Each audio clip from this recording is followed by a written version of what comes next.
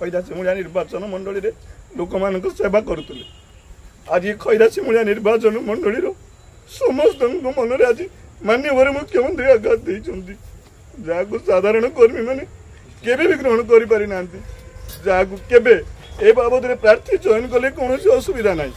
जिते अच्छा ये आपण मैंने देखु 5-5 जन निर्वाचित जिला परिषद बसी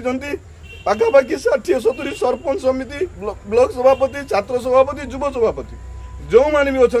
कौन आलोचना ना बिना आलोचन प्रार्थी घोषणा कर जहाँ आम मान मन को बहुत कष्ट देती। मुख्य उद्देश्य रही आमर ये सिमुलिया खैरा निर्वाचन मंडल बीजेडी दलर प्रार्थी चयन आम संतुष्ट नुहति बीजेडी कर्मी माने सी जहाँ चाहूले आमर जी ये संगठन जे बजाय रखिंट एजावत आमर विधायक ज्योति प्रकाश पाणिग्राही सी जड़े शांत सरल भद्र उचित व्यवहार लोक मान कर्मी मान को आकृष्ट कर रखी तेणु आज जो विधायक प्रार्थी भावे आमर रही माननीय मुख्यमंत्री चयन कर सिमुलिया खैरा लोक जानी ना तेणु आम मोइतापुर पंचायत लोक आम मोइतापुर पंचायत आम देखिलु जे विधायक प्रार्थी टिकेट घोषणा पर बीजेपी कर्मी माने बाण फुटे तेणु यहाँ बीजेडी आमर कर्मी मान को विशेष मर्माहत करछि तेणु तांकर बोधे इंटर कनेक्शन अच्छी जे बीजेपी दलर कर्मी मान सहित जोटा कि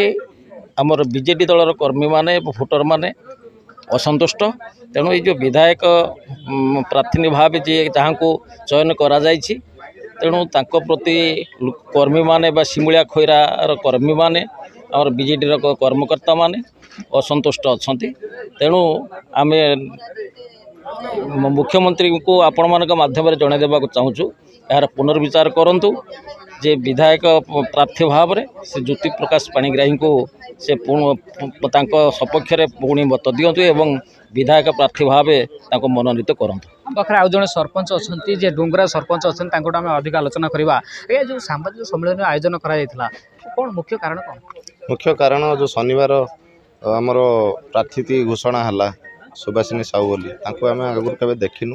सी आम खैरा सिमुलिया निर्वाचन मंडल लोक भी नुहति कौन सी दलीय विजु जनता दल कार्यक्रम भी सामिल ना तो से आम समस्ते मर्माहत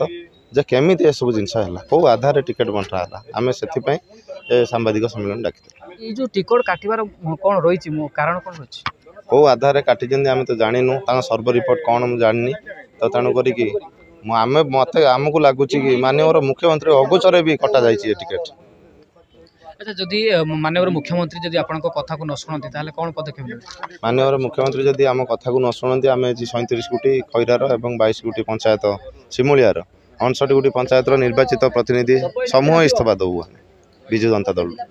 जहाँ शुणुले जहाँ कि कहते जदि माननीय मुख्यमंत्री जदि कथा न शुणती ताले समूह इस्तीफा देवे बोली हमर विश्वास अछि संपूर्ण माने हाँ निश्चित आस्था प्रकट करूँ नकले आगामी दिन में भोट वर्जन करूँ ना कौन सामूहिक निष्पत्ति आम नेबू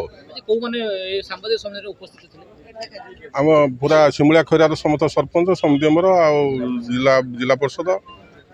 पंचायत सभापति ब्लॉक सभापति महिला सभापति छात्र सभापति सोसाइटी प्रेसिडेंट वार्ड नंबर 100 उपस्थित होती।